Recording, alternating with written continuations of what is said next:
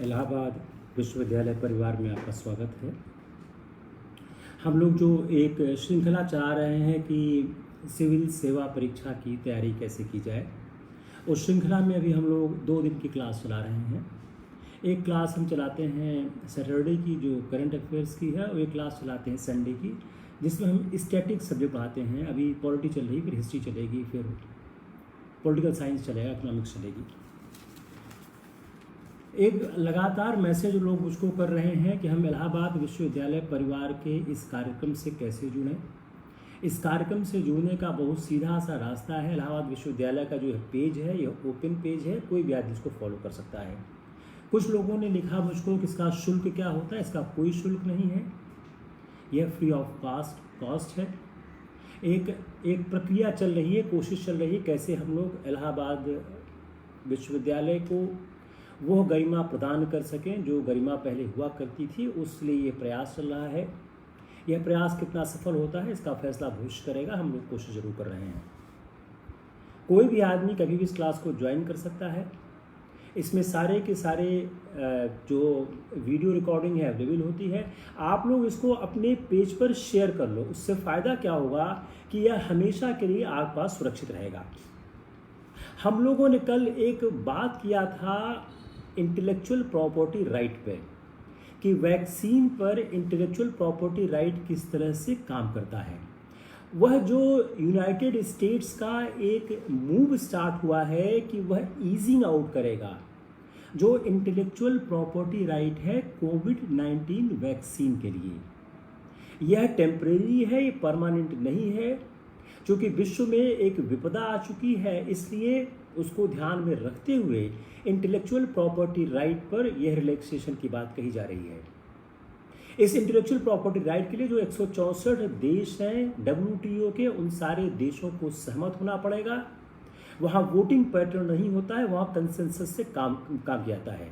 तो अगर यह इंटेलेक्चुअल प्रॉपर्टी राइट पर रिलैक्सेशन हो जाएगा तो इससे फ़ायदा क्या होगा? इससे फ़ायदा यह होगा कि समाज को, विश्व को वैक्सीन की प्राप्ति होना आसान हो जाएगा। तो जिस तरह से कोविड के केसेस बढ़ रहे हैं, कोविड के वायरस के कारण जो मौत की संख्या बढ़ रही है, उन संख्याओं को देखते हुए यह कोशिश की जा रही है किस तरह से इसको ईज आउट किया जाए।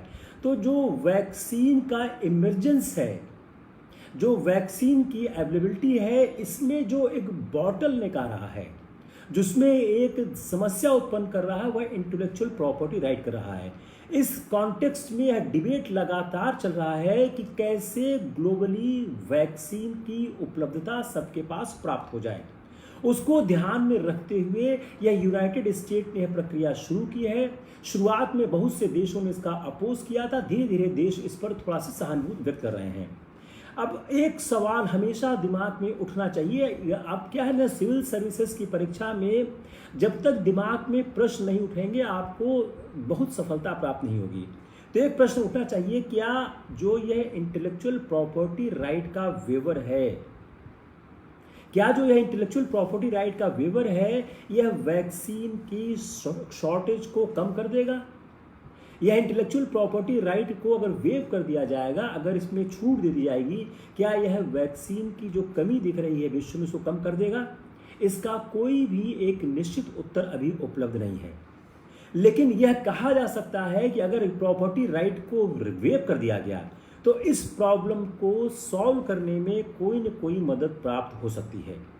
पहली बात, अब इस वैक्सीन को बनाने में समस्या क्या क्या है। Let's understand what are the issues with respect to the making of vaccine.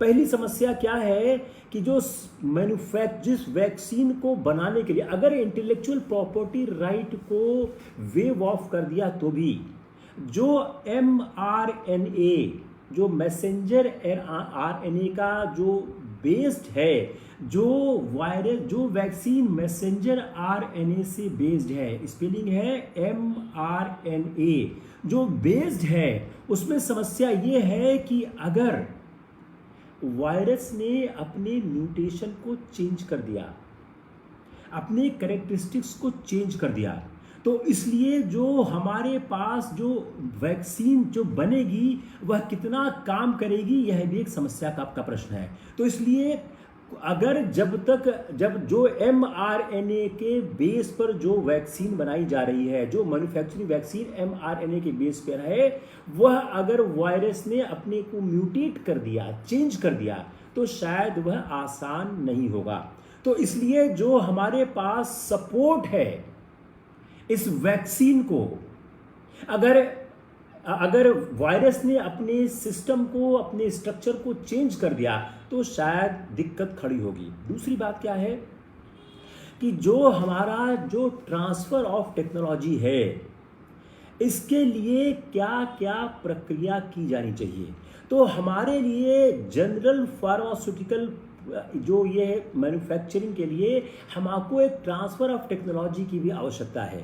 तो जब तक टेक ट्रांसफ़र का इशू सॉल्व नहीं होगा, हम बहुत बड़ी मात्रा में वैक्सीन का प्रोडक्शन नहीं कर सकते हैं, खासकर जो mRNA बेस्ड जो हमारा सिस्टम है। दूसरा, अगर हमको इंटेलेक्चुअल प्रॉपर्टी राइट का वेव हो जाता है तो भी एक कंसिडरेबल अमाउंट ऑफ टाइम की आवश्यकता होगी, और उसमें हो सकता है कई वर्ष लग जाए। तो एक क्या है, टाइम का भी कॉन्स्टेंट है, टाइम की भी समस्या है कि अगर हमको वेवर प्राप्त होता है फिर भी हमको समय लग सकता है। अगर वेरिएंट इस वायरस का चेंज होता है तो हमको समय और लग सकता है। जो पॉलिसीज़ हैं, जो एक आर्गुमेंट फार्मास्यूटिकल कंपनीज दे रही हैं, जो क्लासिक आर्गुमेंट्स वो दे रही हैं कि यह जो पॉलिसी है यह डिस्करेज कर सकती है फार्मास्यूटिकल कंपनीज को इन्वेस्टमेंट करने के लिए, क्योंकि वैक्सीन को बनाने के लिए बहुत इन्वेस्टमेंट की आवश्यकता होती है।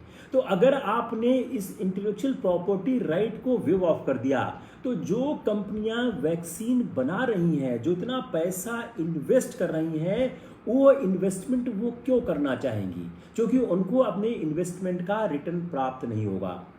इसके विरोध में जो ट्रंप जो अमेरिका का कैबिनेट एडमिनिस्ट्रेशन है, वो आर्गुमेंट कर रहा है कि ह्यूमैनिटेरियन ग्राउंड में पेंडेमिक के समय फॉर लिमिटेड पीरियड के लिए इस वैक्सीन को रिलैक्सेशन करने की आवश्यकता है। तो इसलिए अगर ये इंटेलेक्चुअल प्रॉपर्टी राइट को रिलैक्स किया जाता है तो, और हमको रॉ मटेरियल सप्लाई किए जाते हैं, टेक्नोलॉजी सप्लाई की जाती है, इंटेलेक्चुअल प्रॉपर्टी राइट के नॉर्म्स रिलैक्स किए जाते हैं, अगर लाइसेंसिंग की सुविधा अगर दी जा सकती है, तो हो सकता है वैक्सीन का प्रोडक्शन लो और मिडिल इनकम ग्रुप में भी होना आसान हो जाए। ये बहुत इंटरेस्टिंग पार्ट था आपके कहते हैं वैक्सीन के पार्ट को, इसको हमने समझने की कोशिश की है।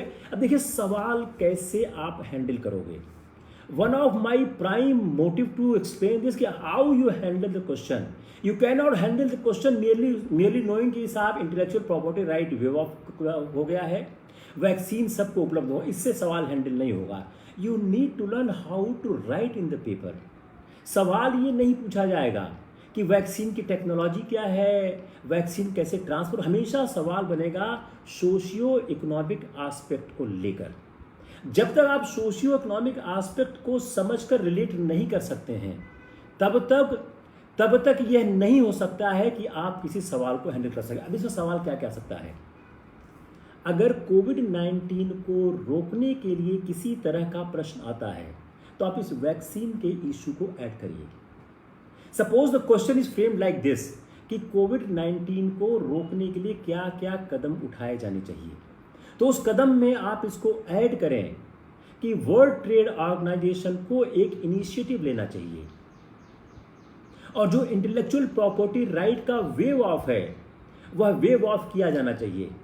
इंटेलेक्चुअल राइट के वेव ऑफ करने से लो और मिडिल इनकम ग्रुप की कंपनीज में भी, कंट्रीज में भी वैक्सीन का प्रोडक्शन स्टार्ट हो जाएगा। इंटेलेक्चुअल प्रॉपर्टी राइट अगर वेव ऑफ करने में दिक्कत आ रही है तो उसमें लाइसेंसिंग का भी सहारा लिया सकता है। लाइसेंसिंग से फायदा क्या होता है, कुछ लोगों को लाइसेंस दिया जाता है प्रोडक्शन करने के लिए, तो क्या होता है इसमें अपॉर्चुनिटीज लिमिटेड हो जाती है। तो यह इंटरनेशनल, आप नेशनल लेवल पे जो सरकार की जो कार्य हो तो आप लिखेंगे ही लिखेंगे। You try to expand your answer towards the international issue. आप निश्चित रूप से वैक्सीन, जो कोविड-19 की किसी भी समस्या को हल करते समय आप इसको निश्चित रूप से आप लिखें।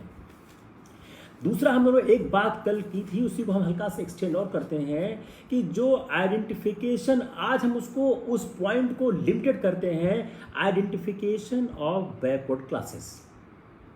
यह सवाल अब अगले एक साल के सारे एग्जाम के लिए बहुत ही इंपॉर्टेंट हो चुका है।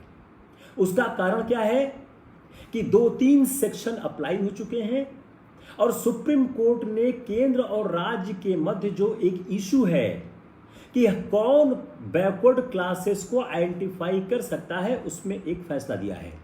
जो 102 कॉन्स्टिट्यूशन अमेंडमेंट एक्ट 2018 में आया है, उसके हिसाब से state do not have any power to identify socially and educationally backward classes. One of the issue you remember your mind that after 102nd amendment of the Constitution, which came in the 2018 in the your Indian Constitution, now the state has no power to identify the socially and educationally backward classes. Then who will identify it? Only the union can identify it. तो union government ने argument दिया, union government ने यह argument दिया court के सामने कि हमारी यह मंशा कभी नहीं रही है कि हम स्टेट को डिप्राइव करें कि वह सोशली और एजुकेशनली बैकवर्ड क्लासेस को आइडेंटिफाई न करे। लेकिन कोर्ट ने कहा कि आपने जो अमेंडमेंट पास किया है, उस अमेंडमेंट को देखने के बाद यह स्पष्ट दिख रहा है कि सोशली और एजुकेशनली बैकवर्ड क्लासेस को आइडेंटिफाई करने का राइट यूनियन के पास है, स्टेट के पास नहीं है। तो सोशियो इकोनॉमिक डेवलपमेंट को अंडरस्टैंड करके जो लिस्ट बनेगी सोशली एजुकेशनल बैकवर्ड क्लास की, वह यूनियन ही बनाएगा। अब इस अमेंडमेंट ने, अब कोर्ट ने क्या इंटरप्रेट किया कि आपने एक अमेंडमेंट के साथ एक क्लैरिफिकेशन क्लॉज 342A भी ऐड कर दिया। उसके अंदर लिखा क्या है कि president shall notify a list of SEBCs in relation to the each state and union territories in consultation with the governor of the respective states.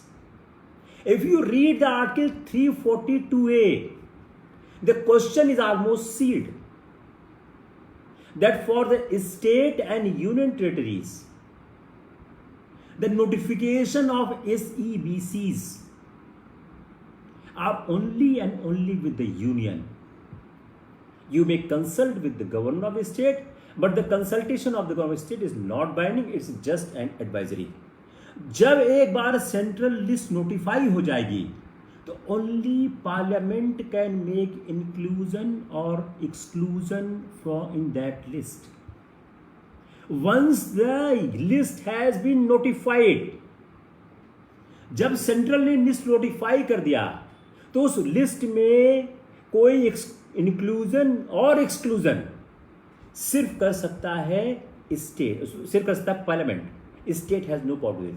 तो जो definition of SEBC was added in the constitution means, अब उन्होंने definition क्या add की है SEBC की article 342A में, such backward classes as are so deemed under article 342A for the purpose of this constitution. More and more you read, you are convincing yourself that who has the right to make the list for the SEBCs. एक ground क्या लिया गया, जब Maratha reservation का issue आया तो one of the ground was that act creating the Maratha quota through a new category called SEBCs was unconstitutional because after the instruction of 102nd amendment, state legislature has no power to identify any new backward classes.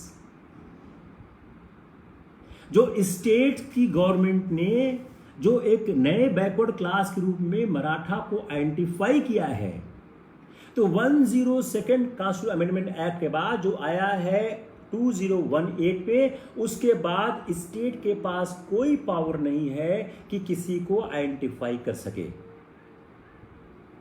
इस पर एक सवाल ये भी खड़ा हो रहा है कि क्या यह वायलेट कर रहा है federal structure of the constitution by depriving the state to their power to identify the socially and educationally backward classes. अब देखिए, यूनियन गवर्नमेंट ने यह कहा कि पार्लियामेंट का ऐसा कोई इंटेंशन नहीं था to create a centralised list जो अप्लाई हो, और वो उन्होंने ये भी कहा कि हमारा ऐसा कोई लक्ष्य नहीं था कि स्टेट उनको आइडेंटिफाई नहीं कर सकती है। सुप्रीम कोर्ट ने इस बात को नहीं माना। सुप्रीम कोर्ट ने कहा कि अगर हम आपके उन दो सेक्शन को पढ़ें 338B और 342A, तो एक कंक्लूजन साफ साफ दिखता है जिसमें कोई एम्बिग्यूटी नहीं है। अगर हम इसका एक पर्पसिव इंटरप्रिटेशन करें, तो यह साफ दिखता है कि president alone can notify the list. President alone can notify the list and the subsequent changes कौन करेगा? Only by parliament. तो जो एक बार प्रेसिडेंट लिस्ट को नोटिफाई कर देगा, उस लिस्ट में अगर कोई चेंजेस करना है तो subsequent changes only and only done by the parliament. Second issue, जो उसका टेक्स्ट है, द टेक्स्ट जो यह national commission of schedule caste and schedule tribe का है, जो national commission of schedule caste का जो टेक्स्ट है वो कुछ कमोबेश ऐसा ही टेक्स्ट है। तीसरी बात, जो डिफिनीशन क्लॉज ऐड किया गया 342A के द्वारा SEBCs को लेकर, वह डिफिनीशन क्लॉज भी कह रहा है union has alone power to notify it. जो आर्टिकल 15 सबसेक्शन 4, आर्टिकल 16 सबसेक्शन 4 जो स्पेशल प्रोविजन देता है बैकवर्ड क्लासेस को, तो वह भी अप्लाई हो जाएगा। और रिजर्वेशन जो पब्लिक सर्विस के बारे में 15(4), 16(4) कहता है, वह भी इसके साथ ही पढ़ा जाना चाहिए।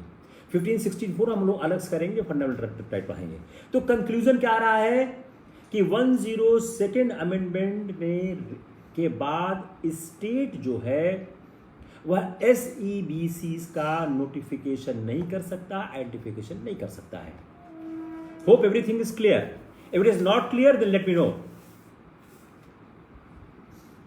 अब सवाल कैसे आएगा?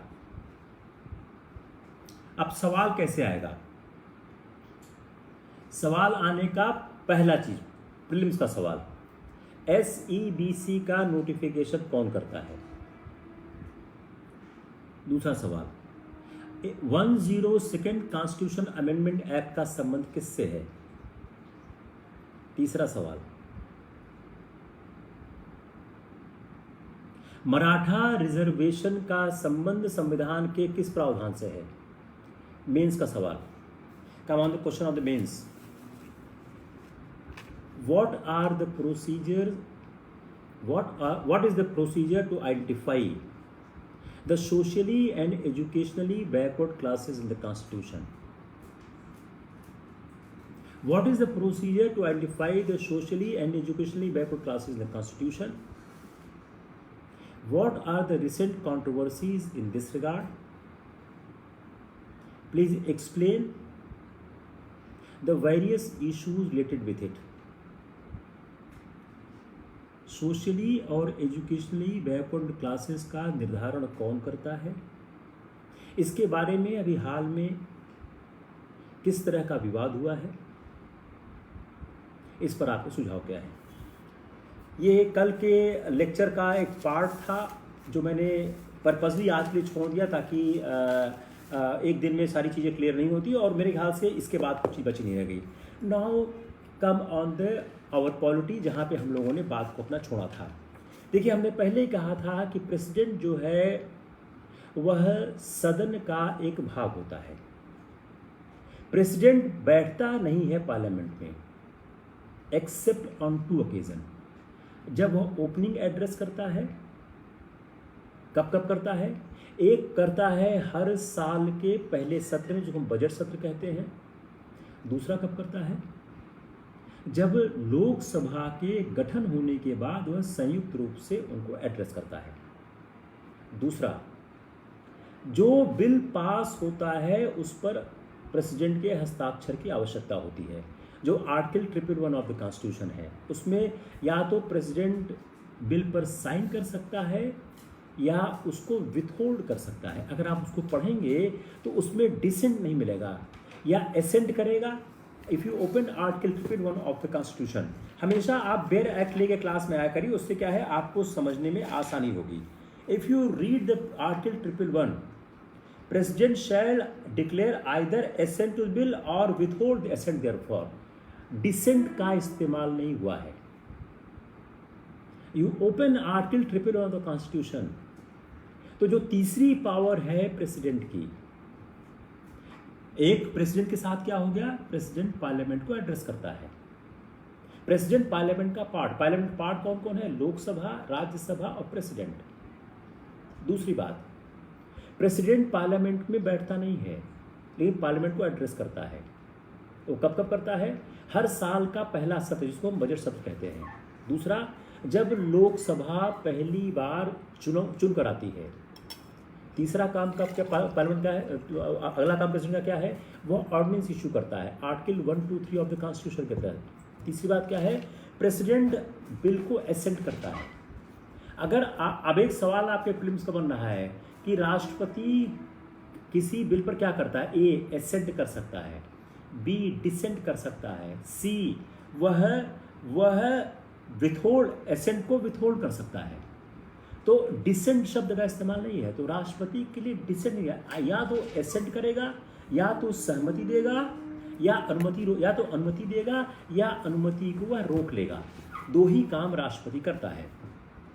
तो यह, अगर राष्ट्रपति और संसद के संबंधों की बात आती है तो राष्ट्रपति और संसद के बीच संबंध है, यह संबंध इन तीन चीजों से व्याख्यायित होते हैं। तो सवाल क्या हो गया, राष्ट्रपति और संसद के संबंध के मध्य में क्या क्या तथ्य सही है। ए, राष्ट्रपति संसद का भाग है।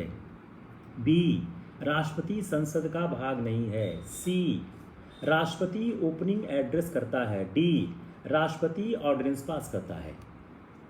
देखिए, कॉन्सेप्ट एक ही है, सवाल चाहे जितनी तरह से बनाने की कोशिश हम आप करें, कॉन्सेप्ट एक ही है, कॉन्सेप्ट में कोई चेंज नहीं आ रहा है। प्रेसिडेंट की पावर क्या क्या है, प्रेसिडेंट पार्लियामेंट को समन करता है। पार्लियामेंट को बुलाने का अधिकार प्रेसिडेंट के पास है। पार्लियामेंट के दो सदनों के बीच जो फर्क है वह 6 माह से ज्यादा नहीं होता है। वह सत्रावसान भी करता है।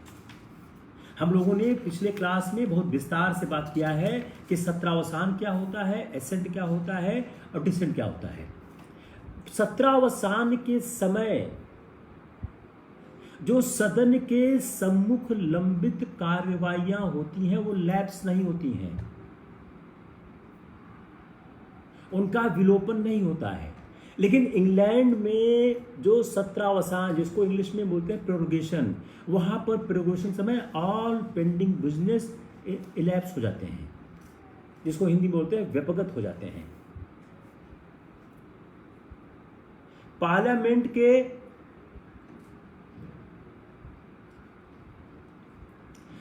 आशु राय, ये सवाल जो आपका है बहुत ही विस्तारित सवाल है। प्रेसिडेंट जब लोग पढ़ाएंगे तब उसको मिल जाएगा। उसको एक लाइन में बताना आसान नहीं है कि हस्तक्षेप किस करता है। हमको प्रेसिडेंट को पूरा पढ़ना पड़ेगा। जो अगला हमारा लेक्चर आएगा उसमें हम लोग उसको जरूर एड्रेस करेंगे। अब जो वैकेशन ऑफ सीट लोकसभा की कैसे होती है, हम लोग थोड़ा समझने की कोशिश करते हैं लोकसभा और राज्यसभा की संरचना को। हमने लोकसभा राज्यसभा की संरचना पिछली बार पूरी समझी हुई थी, उसी को हम थोड़ा से और इंटरप्रेट करने की कोशिश करते हैं। अब एक होता है क्वालिफिकेशन, एक होता है डिसक्वालिफिकेशन। अब जो क्वालिफिकेशन है पार्लियामेंट की, उसमें क्या है, सिटीजन होना चाहिए, 25 साल की एज होनी चाहिए। दो महत्वपूर्ण क्वालिफिकेशन दी गई है। साथ में डिसक्वालिफिकेशन क्या दी गई है कि ऑफिस ऑफ प्रॉफिट नहीं होना चाहिए, अनसाउंड माइंड नहीं होना चाहिए, अनडिस्चार्ज इंसॉल्वेंट नहीं होना चाहिए, और उसने किसी किसी देश की फॉरेन सिटीजनशिप को एक्वायर न किया हो, उसका किसी फॉरेन पावर से एलिजेंस नहीं होना चाहिए, और उसका किसी पार्लियामेंट के लॉ के अंदर उसको डिस्क्वालीफाई नहीं किया जाना चाहिए। तो जब आप राज्यसभा और लोकसभा के सदस्यों की अर्हताओं को पढ़ें तो उसमें दो चीज आती है, एक क्वालिफिकेशन, एक डिस्क्वालिफिकेशन। तो सवाल का उत्तर देते समय आप ठीक से पढ़ें कि वह क्वालिफिकेशन की बात कर रहा है या डिस्क्वालिफिकेशन की बात कर रहा है। मेरा अनुभव यह रहा है आप लोगों को पढ़ाते पढ़ाते कि कई बार आप सवालों को जानकर गलत कर जाते हो, सवाल जानते हो फिर भी गलत हो जाता है। क्यों? आप क्वालिफिकेशन और डिस्क्वालिफिकेशन के बीच का फर्क नहीं समझ पाते हो। जो मेंबर्स का क्वालिफिकेशन डिस्क्वालिफिकेशन है उसको डिसाइड कौन करता है? उसको डिसीजन करता है प्रेसिडेंट, वो फाइनल डिसीजन होता है। लेकिन वह इलेक्शन कमीशन ऑफ इंडिया के सहयोग से उससे पूछ के सलाह से करता है। यह आर्टिकल 103 ऑफ कॉन्स्टिट्यूशन में लिखा हुआ है। तो जो क्वालिफिकेशन और डिस्क्वालिफिकेशन ऑफ द मेंबर्स है उसका फैसला कौन करता है? उसका फैसला प्रेसिडेंट करता है, इलेक्शन कमीशन की सलाह से करता है। इसका जिक्र संविधान के आर्टिकल 103 में लिखा हुआ है। अगर कोई आदमी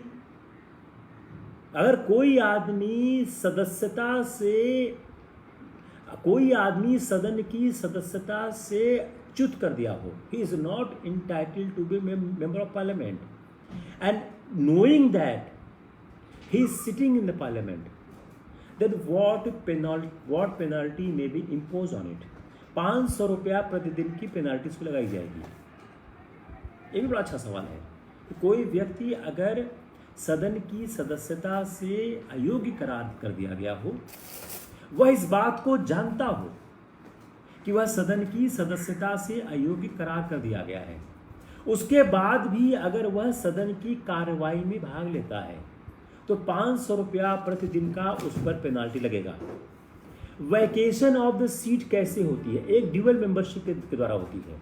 अगर कोई व्यक्ति एक सदन और दूसरे सदन का, 2 सदन का मेंबर है तो उसकी एक सदन की सदस्यता चली जाएगी। दूसरा, अगर वह संविधान के अनुच्छेद 102 के तहत डिस्क्वालीफाई कर दिया गया हो। तीसरा, अगर वह इस्तीफा दे देता है। चौथा, अगर वह 60 दिन से ज़्यादा बगैर परमिशन लिए सदन की कार्रवाई से एब्सटेन किया हो।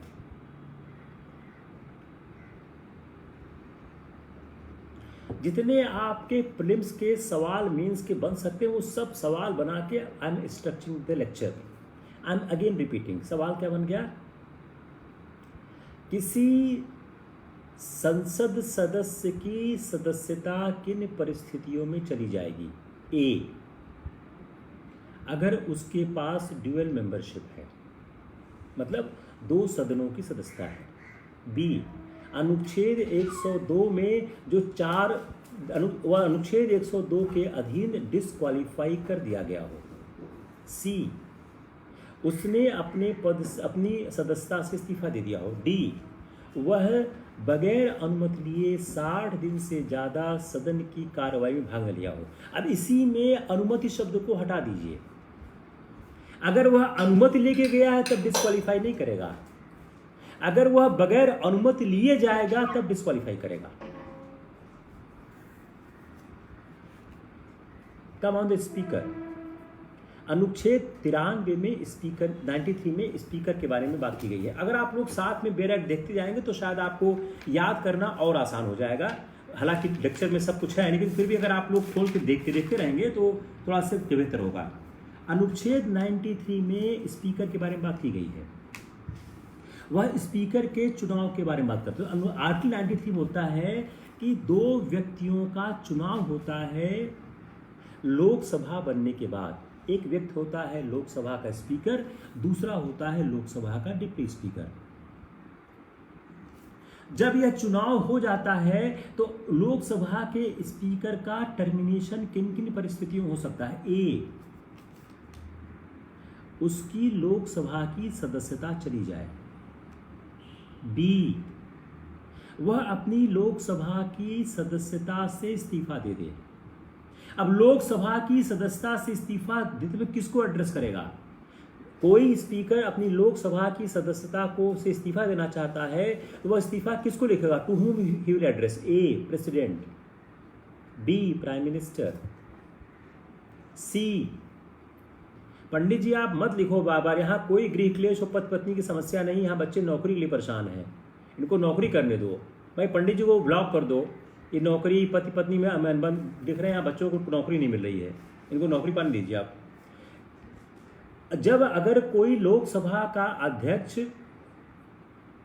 इस्तीफा देना चाहता है किसको एड्रेस करेगा? A, president, B, prime minister, C, deputy speaker, D, chairman Rajya Sabha. Aarti Srivastava का आंसर ठीक है, वह डिप्टी स्पीकर को एड्रेस करेगा। तो termination of office of speaker क्या हो गया? पहला हो गया मेंबरशिप सीज किया उसने जब उसकी सदस्यता चली गई। दूसरा, उसने इस्तीफा लिख दिया डिप्टी स्पीकर को। तीसरा, उसको रिमूव किया जाए। किसके द्वारा? मेजॉरिटी के द्वारा। आप आर्टिकल 94 ऑफ द कॉन्स्टिट्यूशन पढ़ेंगे तो आपको दिख जाएगा कैसे एक स्पीकर को रिमूव किया जा सकता है। उसको रिमूव करने का एक रास्ता है majority of all the then member of the house. The then member of the house word को आप अंडरलाइन करिए। जहां पर शब्द आता है the then member of the house, इसका मतलब क्या है? उस लोकसभा की पूरी सदस्य संख्या। तो उस लोकसभा की पूरी सदस्य संख्या के मेजॉरिटी के द्वारा अगर उसको हटाया जाता है तो वह अध्यक्ष पद से हट जाएगा। उसके लिए उसको 14 दिन की नोटिस देनी होगी।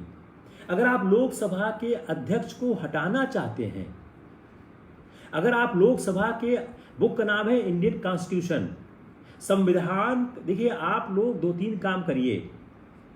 एक, संविधान का बेयर एक्ट हमेशा आप पास रखिए।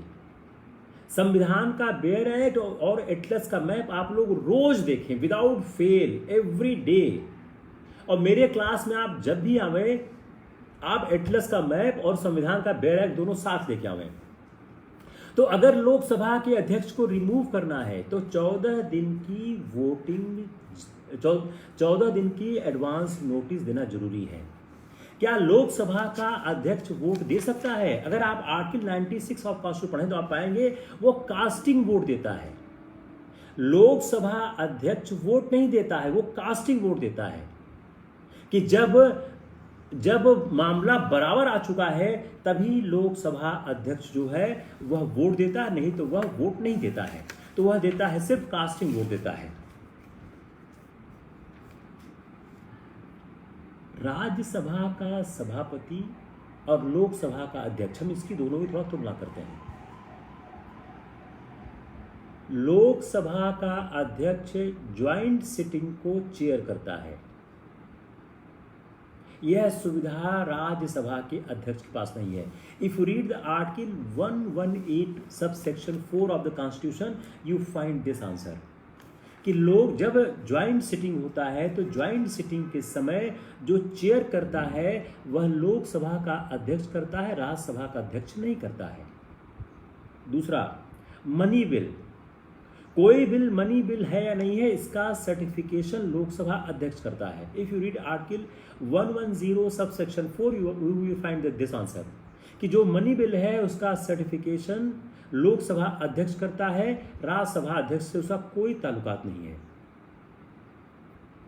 ऋतिक श्रीवास्तव, अगर आपको ये नहीं पता है बेयर एक्ट क्या होता है तो बेटा अभी आप बहुत पीछे हो, अभी आप ग्रेजुएशन करो, कोई बात नहीं। बेयर एक्ट क्या होता है? एक संविधान की किताब होती है, देखिए ये बेयर एक्ट, जिसमें संविधान के सारे प्रावधान लिखे होते हैं। संविधान के जितने प्रावधान होते हैं सब उस पर लिखे होते हैं। आप यूनिवर्सिटी रोड पे जाइए, किसी भी किताब की दुकान पर आप बोलिए हमको संविधान का बेयर एक्ट चाहिए, आपको दे देगा। सस्ता सुधा पतला होता है वो। तो जो मनी बिल है वह मनी बिल है या नहीं है इसका सर्टिफिकेशन कौन करता है? लोकसभा अध्यक्ष करता है। स्पीकर को लोकसभा के द्वारा इलेक्ट किया जाता है। स्पीकर को लोकसभा के द्वारा इलेक्ट किया जाता है। राज्यसभा के अध्यक्ष का इलेक्शन नहीं होता है, वह उपराष्ट्रपति होता है। वह ex officio chairman of the Lok Sabha होता है। तो आप इसको इस तरह से इंटरप्रेट कर सकते हैं कि लोकसभा के अध्यक्ष के चुनाव में लोकसभा की भूमिका है, लेकिन राज्यसभा के अध्यक्ष के चुनाव में लोकसभा और राज्यसभा दोनों की भूमिका है। जब राष्ट्रपति छुट्टियों पर जाता है या राष्ट्रपति का काम इस राज्यसभा का स्पीकर करता है, तो उस समय वह स्पीकर के रूप में काम नहीं करेगा। उस समय जो डिप्टी स्पीकर होता है राज्यसभा का, वह स्पीकर के रूप में काम करेगा। और जितने राष्ट्रपति के वेतन भत्ते हैं वह उसको प्राप्त होंगे।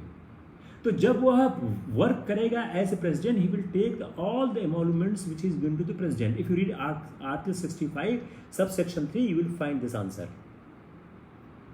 लोकसभा के स्पीकर को हटाने में लोकसभा की भूमिका है, ये राज्यसभा के अध्यक्ष को हटाने में राज्यसभा लोकसभा दोनों की भूमिका है। राज्यसभा की मेजॉरिटी से एक प्रस्ताव पास होगा जिसपे लोकसभा की सहमति हो। उसी परिस्थिति में राज्यसभा का स्पीकर हटाया जा सकता है। तो now you write down A question, compare the election process, powers and process of the removal of the Lok Sabha Speaker and Rajya Sabha Chairman। Lok Sabha के स्पीकर और राज्यसभा के अध्यक्ष के चुनाव, उनकी शक्तियों और उनके हटने की प्रक्रिया, इस पर से सवाल बनने की बहुत अच्छी संभावना है। अगर किसी को क्लियर न हुआ I can repeat it, there is no issue. Privilege of the house clear हो गया? Anyone has any doubt? खासकर जो बच्चे भी बीए पास नहीं किए हैं या जो बच्चे भी बीए में पढ़ रहे हैं। Yes, Ankit Yadav, Jaya Shukla, Nikita, any problem? अगर आप प्रिविलेज ऑफ हाउस को देखें तो आर्टिकल 105 सबसेक्शन 1, 105 सबसेक्शन 2 एंड 194 तीनों से गवर्न हो रहा है। अगर एक कॉन्फ्लिक्ट आता है between existing privileges and the fundamental right, यह सवाल बहुत अच्छा सवाल है प्रीलिम्स का कि एग्जिस्टिंग, गौतम गुप्ता, गणेश गुप्ता समझ में नहीं आया, समझ में आ गया है। अगर एक जो प्रिविलेजेस हैं पार्लियामेंट के और जो फंडामेंटल राइट है, दोनों में कॉन्फ्लिक्ट होगा तो कौन क्या प्रिवेल करेगा? दोनों के कॉन्फ्लिक्ट होने पे प्रिविलेज प्रिवेल करेगा। You read article 105 subsection 3। अगर सदन की कार्रवाई का कोई भी मटेरियल एक्सपंज कर दिया गया है, आप अक्सर सुनते होंगे कि इस चीज को कार्रवाई से हटा दिया जाए। अगर सदन की कार्रवाई का कोई भी चीज एक्सपंज कर दिया जाए, हटा दिया जाए, उसको छापा नहीं जा सकता। अगर उसको पब्लिश कर दिया तो आप कंटेम्प्ट के दोषी होंगे। जो आर्टिकल 19 सबसेक्शन 1 सबसेक्शन ए है, जो यह एक आपको डिफेंस देता है राइट टू एक्सप्रेस, वह डिफेंस आपको अवेलेबल नहीं होगा। वह डिफेंस आपको अवेलेबल नहीं होगा। तो जो भी सदन की कार्रवाई है, लोकसभा राज्यसभा की, उस सदन की कार्रवाई का जो एक्सपंज मटेरियल है, जिसको हटा दिया गया है, उसको अगर आपने पब्लिश किया तो आप कंटेम्प्ट के दोषी होंगे, प्रिविलेज के वायलेशन के दोषी होंगे। लेकिन सदस्यों को, ओके चंदन, क्या रिपीट करते बेटा? लेकिन सदस्यों को जो इम्यूनिटी अवेलेबल है, जो प्रिविलेज अवेलेबल है, यह प्राइवेट कैपेसिटी में अवेलेबल नहीं है। जो भी प्रिविलेजेस संसद सदस्यों को दिए गए हैं, यह प्राइवेट कैपेसिटी में अवेलेबल नहीं है। किसी भी संसद सदस्य को अरेस्ट, विटनेस, इससे प्रिविलेज प्राप्त हुआ है। जजेस के कंडक्ट को पार्लियामेंट में डिस्कस नहीं किया जा सकता अनलेस अनटिल वह आर्टिकल 121 के तहत एक महाभियोग का प्रस्ताव चल रहा हो, otherwise you can not discuss it.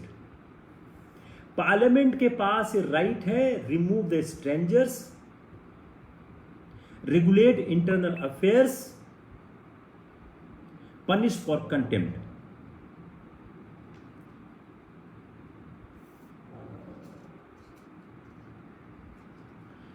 President के पास 4 महत्वपूर्ण राइट हैं, आप लोग फिर से देखिए। आइदर हाउस को मैसेज भेजना, आर्टिकल 85-86 कंफर्म करता है पावर टू इशू समन्स, कि कब वो समन करे पार्लियामेंट को।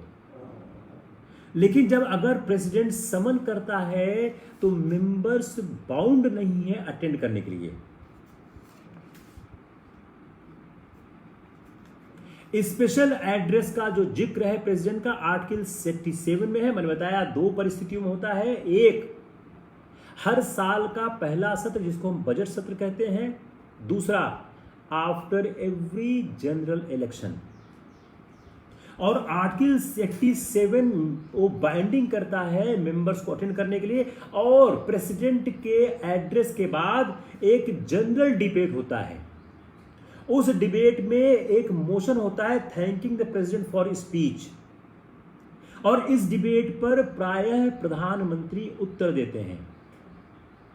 और अगर इस मोशन पर, इस डिबेट पर जो वोटिंग होती है, अगर उसमें सरकार हार जाए तो सरकार को इस्तीफा देना पड़ता है। आर्टिकल 88 बोलता है राइट टू स्पीक, मिनिस्टर्स को और अटॉर्नी जनरल को राइट है to speak either house, Rajya Sabha, Lok Sabha, किसी में, लेकिन वोट वहीं दे सकते हैं जहां वो वोट देने के इंटाइटल्ड हैं। अटॉर्नी जनरल के पास वोट देने का कोई राइट नहीं है, लेकिन वह कार्रवाई में भाग लेता है। मंत्री अगर मान लीजिए लोकसभा का है तो राज्यसभा में भी बोल सकता है, लेकिन चूंकि वह सदस्य लोकसभा का है इसलिए वह वोट लोकसभा में ही देगा। क्लियर?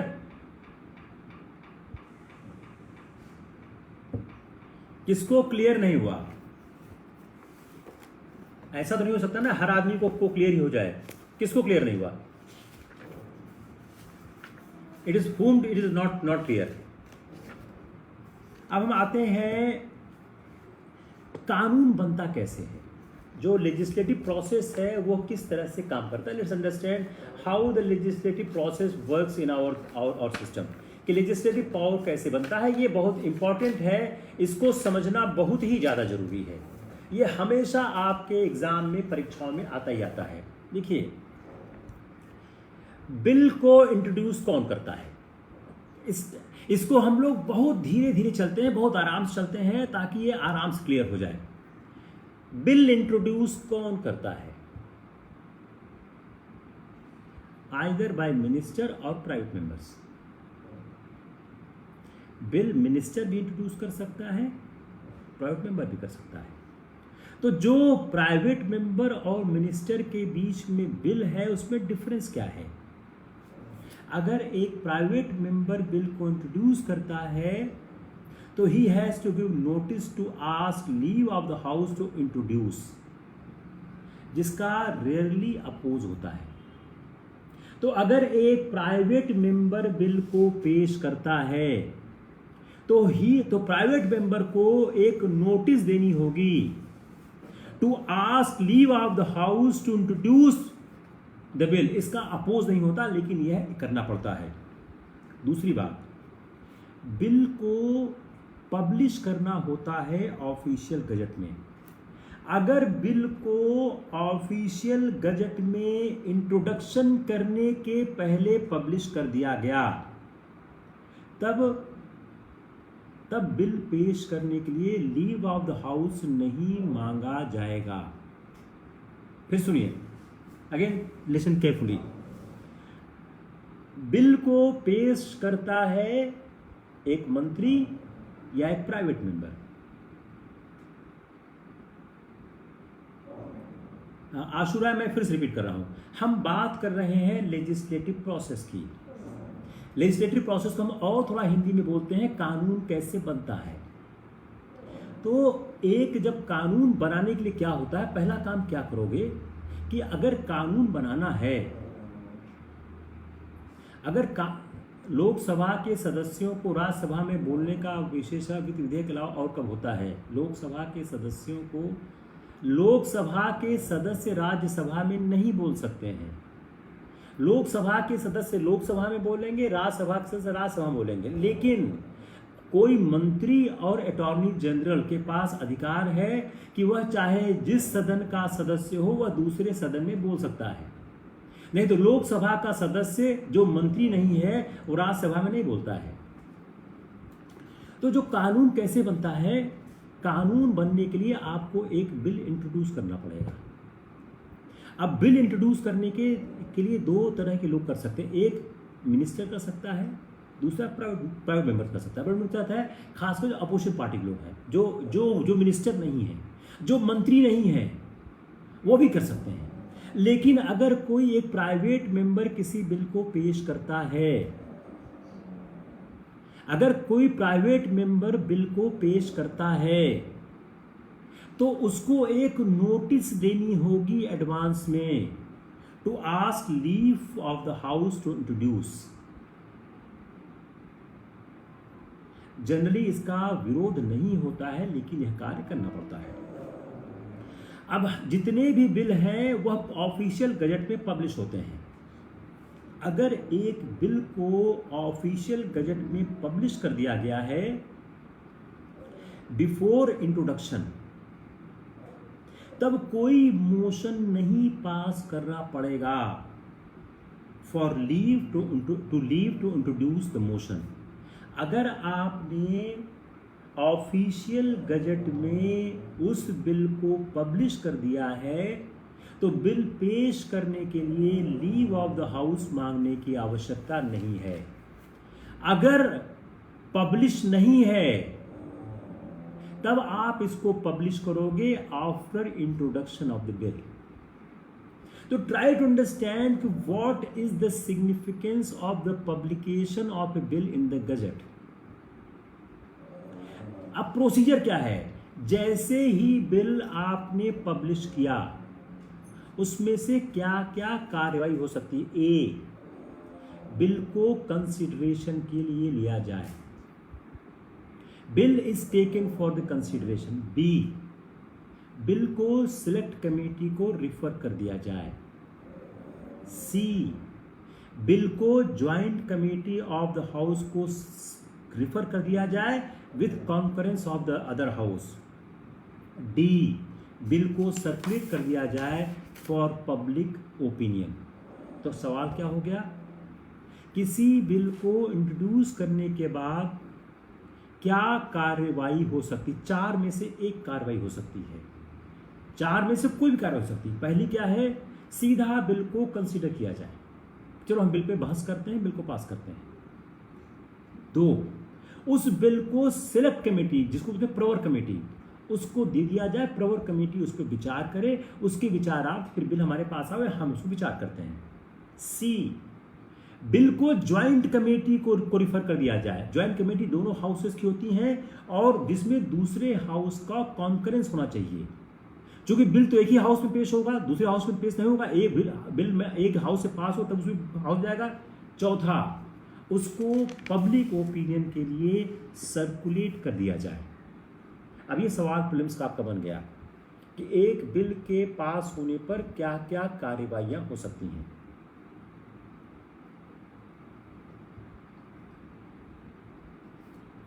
अब जैसे ही बिल पेश होता है, उस बिल का जो प्रिंसिपल्स है उसका जनरल प्रोविजंस है, उस पर डिस्कशन होता है और जो अमेंडमेंट होते हैं किए जाते हैं उसको कंसीडर किए जाते हैं।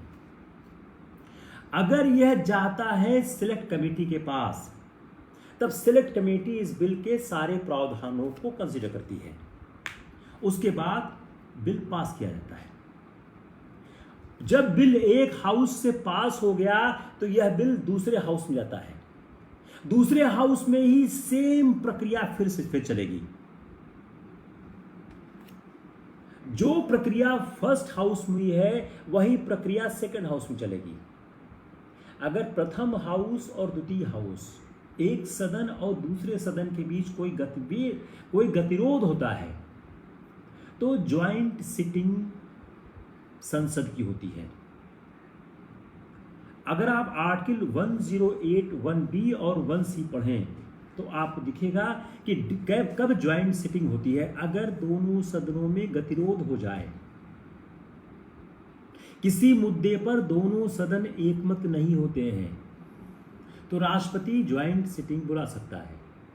दूसरी कंडीशन, अगर एक सदन अपना विचार, अपना बिल दूसरे सदन को भेज दे और दूसरा सदन 6 महीने तक उस पर कोई कार्रवाई न करे, तो राष्ट्रपति ज्वाइंट सिटिंग को बुलाता है और ज्वाइंट सिटिंग के फैसले के बाद बिल पर फैसला लिया जाता है।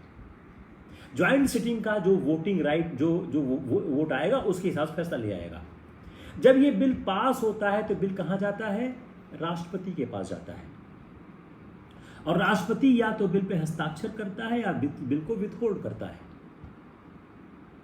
और अगर राष्ट्रपति उस बिल पर हस्ताक्षर न करके उसको रिकंसीडरेशन के लिए वापस भेज देता है सदन को, तो सदन उसको फिर से रिकंसीडर करता है। और अगर सदन ने रिकंसीडर करने के बाद उसको फिर से वापस भेज दिया तो राष्ट्रपति को उस पर हस्ताक्षर करना ही होगा। तब राष्ट्रपति के पास कोई सुविधा नहीं होगी हस्ताक्षर करने और हस्ताक्षर न करने की। विधेयक का, आई होप इट्स क्लियर। अगर नहीं क्लियर है, I can content again. Yes Hritik Srivastava, यह किताब जो बेयर एक्ट है हर जगह मिलती है। इसमें कोई नकली संविधान नहीं होता, एक असली संविधान ही होता है। जो संविधान 1950 में बनाया गया था उसी की कॉपी हर जगह मिलती है। आप सीधा दुकान पर जाइए, बोलिए साहब मुझको भारत का संविधान का बेयर एक्ट चाहिए, आपको तुरंत मिल जाएगा। अब हम आते हैं विधेयक के वर्गीकरण। विधेयक कितने तरह होते हैं? विधेयक 4 तरह होते हैं। एक होता है मूल विधेयक। उसमें क्या होता है? उसमें प्रस्तावों, विचारों और नीतियों के उपबंध होते हैं। फर्स्ट इज द मूल विधेयक। उसमें क्या होता है? प्रस्तावों, विचारों और नीतियों से संबंधित उपबंध होते हैं। दूसरा संशोधी विधेयक।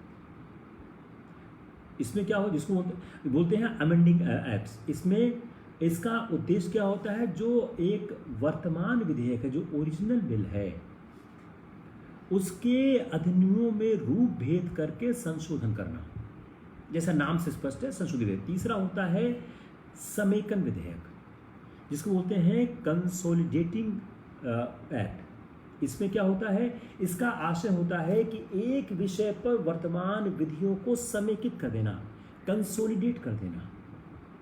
चौथा होता है व्यपगत या एक्सपायरिंग एक्ट। ये ऐसे विधेयक होते हैं जिनका उद्देश्य जो व्यपगत होने वाले विधेयकों को जारी रखना होता है। जो विधेयक लैप्स कर गए हैं उनको जारी रखना होता है। अगला होता है अध्यादेश का स्थान लेने वाले विधेयक। जो राष्ट्रपति आर्टिकल 123 के तहत अध्यादेश जारी करता है, उन अध्यादेशों को एक विधेयक के रूप में, एक लॉ के रूप में सामने ले आने वाला विधेयक। क्योंकि राष्ट्रपति के द्वारा पास किया गया विधेयक एक समय सीमा तक ही होता है, उसके बाद वो लैप्स हो जाता है। उसको लैप्स होने से बचाने के लिए आपको एक लेजिस्लेशन लाना पड़ता है। इसलिए उसको बोलते हैं अध्यादेश का स्थान लेने वाला विधेयक। अब लास्ट है संविधान संशोधन विधेयक, जो संविधान में संशोधन की बात करते हैं, वो थे संविधान संशोधन विधेयक। तो एक सवाल क्या बन गया, विधेयक के वर्गीकरण क्या क्या है, कितने तरह के विधेयक हैं। यह भी सवाल आपके प्रीलिम्स में आने की बहुत ज़्यादा संभावना है। यह सवाल प्रीलिम्स में आप जरूर आ सकता है कि विधेयकों का आप नामांकन करिए। अब साधारण विधेयक किस तरह से बनते हैं। Now let's have a bit intensify approach to understand कि साधारण विधेयक क्या होते हैं। ऐसे सभी विधेयक जो संविधान संशोधन विधेयक और धन विधेयक नहीं होते, उनको साधारण विधेयक कहते हैं। The definition is coming from the negation aspect. सवाल क्या है, सवाल अगर आएगा आपको उत्तर यही लिखना है, चाहे वो टिक मारने का हो या मेंस में लिखने का हो। सवाल क्या है, साधारण विधेयक क्या होते हैं। उत्तर क्या है, ऐसे सारे विधेयक जो संविधान संशोधन विधेयक और धन विधेयक नहीं होते हैं, वह साधारण विधेयक होते हैं और उनके लिए साधारण विधायी प्रक्रियाओं का पालन किया जाता है। क्लियर हुआ। अब साधारण विधेयक को पास करने की विधायी प्रक्रिया क्या है। क्या है, सिलेबस आप लोगों का बहुत लंबा है और इतना ये कॉम्प्लिकेटेड है, बहुत फास्ट अगर मैं पढ़ाऊंगा तो कोई फायदा नहीं होगा। तो we need to go a bit slow so that you can understand it. और बहुत से ऐसे एस्पायरेंट इस चैट पे हैं, इस ग्रुप में हैं, जो जिन्होंने बीए पास नहीं किया है। उनके लिए एक अच्छी बात भी है कि वो बिफोर टाइम इसको सीख भी रहे हैं। तो जो साधारण विधेयक के पास करने की विधायी प्रक्रिया क्या है, सवाल क्या है, साधारण विधेयक कैसे पास होता है। तो साधारण विधेयक के पास करने की जो प्रक्रिया है वह देखता कौन है। साधारण विधेयक को पास करने की प्रक्रिया जो है वह संबंधित विभाग, संबंधित मंत्रालय देखता है। मान लीजिए स्टील के ऊपर कोई विधेयक आना है तो जो स्टील डिपार्टमेंट है वह उसको देखता है।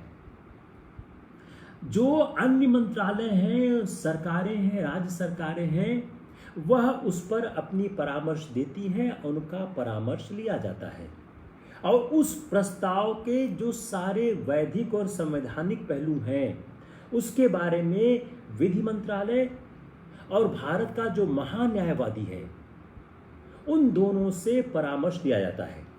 और कई बार ऐसा होता है कि जो व्यावसायिक और विभिन्न हित ग्रुप होते हैं, जो डिफरेंट जो कॉर्पोरेट लॉबीज हैं, बिजनेस हाउसेज हैं, बिजनेस जो एम्पायर्स हैं, कहते हैं लेबर ग्रुप्स हैं, प्रेशर ग्रुप्स हैं, उन सबको भी परामर्श दिया जाता है अगर ऐसा आवश्यक लगता है तब। उसके लिए आवश्यक लगना जरूरी है। उसके बाद क्या होता है, उसको इन सब कार्रवाइयों को करने के बाद मंत्रिमंडल के सम्मुख अनुमोदन के लिए रखा जाता है। जब इसको मंत्रिमंडल का अनुमोदन प्राप्त हो जाता है, जैसे ही कैबिनेट उस बिल को अप्रूव कर देती है, उसके बाद जो उसका एक प्रस्ताव, एक प्रारूप बनता है जिसको हम बोलते हैं सरकारी प्रारूप। उस सरकारी प्रारूप को बना के, जिसको बनाते समय जो विभागीय विशेषज्ञ होते हैं, अधिकारी होते हैं, उनकी सहायता लेकर एक विधेयक का जामा या खाका बनाया जाता है। उसके बाद उसको सदन के सम्मुख लाते हैं। जब ये सारी कार्यवाहियां हो गई तब विधेयक को सम्मुख के सम्मुख लाया गया और संबंधित मंत्री, जिस मंत्रालय का वह विधेयक है, मान लो स्टील मंत्रालय का विधेयक तो स्टील का मंत्री, एचआरडी मंत्रालय का विधेयक तो एचआरडी का मंत्री, वह मंत्री उसको सदन के सामने, संसद के किसी भी सदन सामने, मंत्री के पास सुविधा है वो किसी भी सदन के सामने उसको पेश करता है। और विधेयक को पेश करने की अनुमति लेने के लिए मंत्री को 7 दिन की सूचना देनी होती है। यह लोकसभा का नियम है कि आपको 7 दिन की सूचना देनी होगी। 7 दिन की सूचना देने के बाद उसको उस तिथि की कार्य सूची में शामिल कर दिया जाता है। और जैसे ही कार्य सूची में शामिल कर जाता है उस विधेयक की प्रतियों को 2 दिन पहले सारे सदस्यों को बांट दिया जाता है। उसको बांट देने के बाद आप लोग एक वर्ड सुनते होंगे 3 रीडिंग कि उस बिल की 3 रीडिंग। तो उस बिल को 3 रीडिंग 3 वाचन की प्रक्रिया से गुजरना पड़ता है। तो प्रथम वाचन क्या है, द्वितीय वाचन क्या है, तृतीय वाचन क्या है, ये आपको जानना आवश्यक है। मेरे अनुभव से पिछले 30-40 सालों में 7-8 बार ये सवाल आ चुका है कि what is the first reading, what is second reading, what is third reading.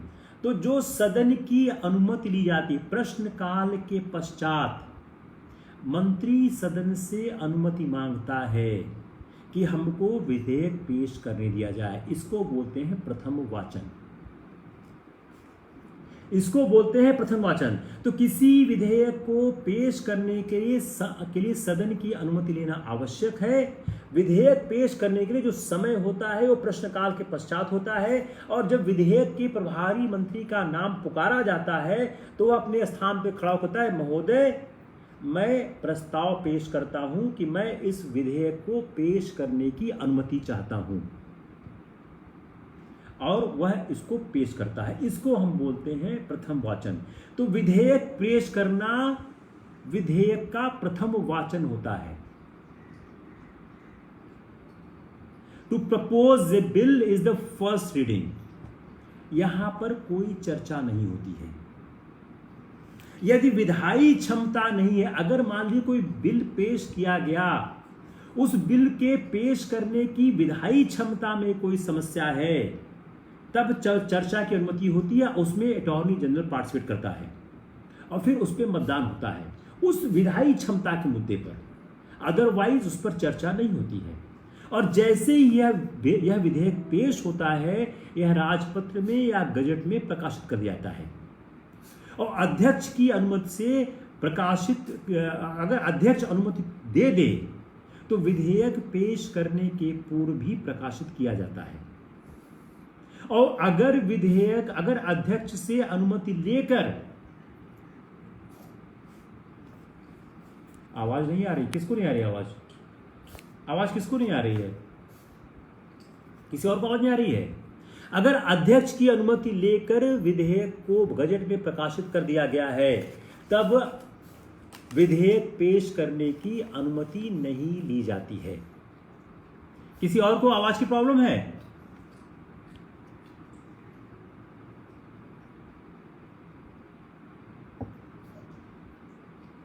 Next is the द्वितीय वाचन या सेकंड रीडिंग। सेकंड रीडिंग क्या होती है? इसमें विस्तृत चर्चा होती है।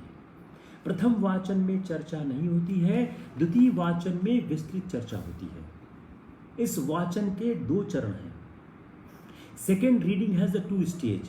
फर्स्ट स्टेज सामान्य चर्चा, जनरल डिस्कशन।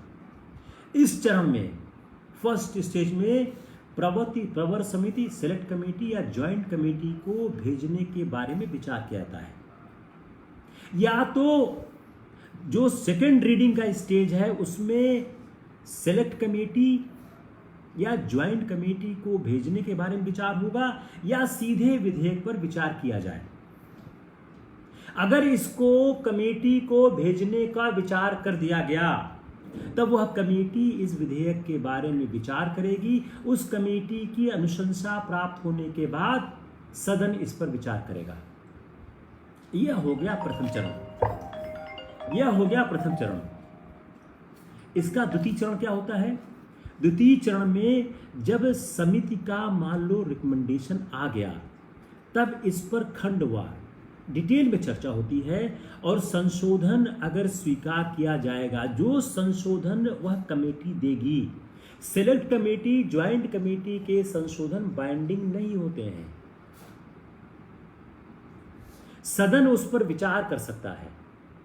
सदन विचार करने के बाद अगर उसको लगता है कि इसको शामिल किया जाए, तो वह विधेयक का अंग हो जाएगा। It is the second reading. Come on the third reading.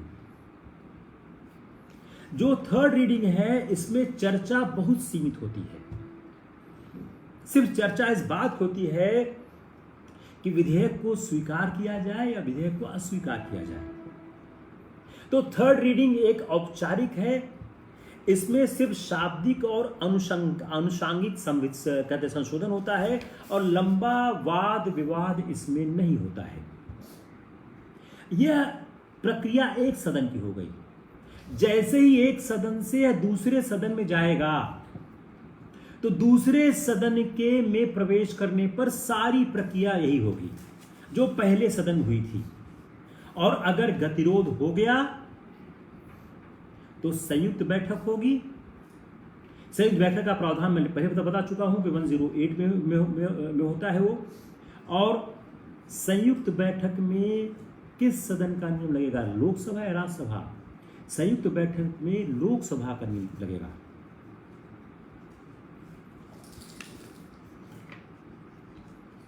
Joint sitting संविधान संशोधन विधेयक में नहीं होता है। ज्वाइंट सिटिंग धन विधेयक में नहीं होता है। ज्वाइंट सिटिंग सिर्फ सामान्य विधेयक में होता है। और अगर पार्लियामेंट डिसॉल्व हो गई है और राष्ट्रपति ने पार्लियामेंट के डिसॉल्व हो जाने के पश्चात, पार्लियामेंट के डिसॉल्व होने के समय तक अगर ज्वाइंट सिटिंग को समन नहीं किया है तो ज्वाइंट सिटिंग समन नहीं हो सकती है।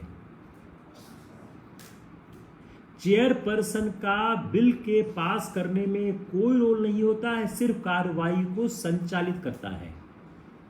मैं पहले बता चुका हूं कि जो चेयरपर्सन होता है वो वोट भी नहीं देता है। वोट तभी देता है जब मत बराबर पड़ जाते हैं, सिर्फ वो कास्टिंग वोट देता है। तो जो लोकसभा अध्यक्ष अगर ज्वाइंट सिटिंग को या लोकसभा में लोकसभा अध्यक्ष या राज्यसभा अध्यक्ष, वह सिर्फ प्रक्रियाओं का संचालन करता है। I think it's enough for the day, because the धन विधेयक और वित्त विधेयक एक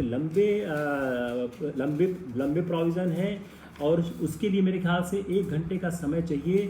वित्त विधेयक, धन विधेयक और एप्रोप्रिएशन बिल्स के लिए हम लोग अभी हफ्ते में 2 दिन क्लास चला रहे हैं, but we are thinking to expand the class more than 2 days, क्योंकि सिलेबस बहुत बड़ा है। आप लोगों का जो एग्ज़ाम है पीसीएस का सितंबर में है, आईएएस का पता नहीं कब होगा। तो मेरे ख्याल से धन विधेयक के बारे में हम लोग कल बात करते हैं, अगले टर्म में बात करते हैं, क्योंकि धन विधेयक और वित्त विधेयक बहुत लंबे टॉपिक हैं और 1 घंटे से ज़्यादा की क्लास चलाना उचित नहीं है, उतना समझ में आता नहीं है। 3-4 चीज़ों को मैं फिर बताना चाहूँगा। एक, आप लोग बैरक पढ़ने की कोशिश करें। आप लोगों को अगर कोई समस्या आती है तो आप चाहे कौस्तुभ को आप मैसेज कर दें कि ये समस्या आ रही है, इस तरह की बातें हो रही हैं। कोई टॉपिक आप लोगों को समझ में नहीं आ रहा है तो उस टॉपिक के बारे में आप लोग कह सकते हैं, हम लोग उस पर विचार कर सकते हैं। यह एक इनिशिएटिव है इलाहाबाद विश्वविद्यालय परिवार का। हम यह जानने की कोशिश जरूर करते हैं कि कैसे आप लोगों का बेहतर सुधार हो। आप लोग इसको ज़्यादा से ज़्यादा शेयर करें, ज़्यादा से ज़्यादा लोगों को बताएं, ज़्यादा से ज़्यादा लोगों को फ़ायदा हो। यह जो टॉपिक्स हैं वह एस्पायरेंट्स को आसानी से समझ में नहीं आते हैं, आसानी से एक जगह ये मिलते भी नहीं हैं, और मिल भी जाते हैं तो उसको एनालाइज करना, एक्सप्लेन करना आसान नहीं होता है। तो इसलिए आप लोग इसको दोबारा फिर सुने। मैं हमेशा अपने एस्पायरेंट्स को बोलता हूँ जो ऑनलाइन आईएएस क्लासेस वीरेंद्र ओझा क्लास करते हैं, उनको मैंने कई बार बोला है कि आप लोग लेक्चर को फिर से सुना करिए। जब आप लेक्चर को दोबारा सुनते हैं तो आपकी जो समझने की शक्ति है वो बढ़ने लगती है। Take care, we see you soon. Good night.